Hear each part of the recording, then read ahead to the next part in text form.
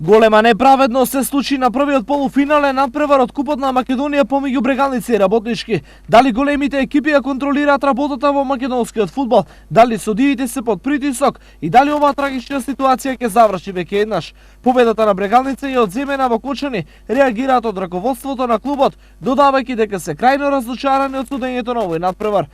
Брегалница постигна гол во 88-та минута, но линискиот судија го крена знаменцето и означи офсайд позиција, со што беше поништен голот и средбата заврши 1:1.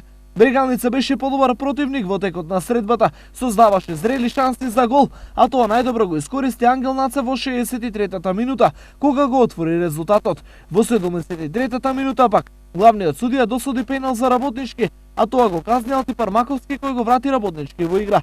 Патникот во финалето ќе се знае на 13 април, кога е предвиден реванш над преварот. Шкендија со една нога е веќе во финалето на Купот, откако денес го совлада турново со 2:0.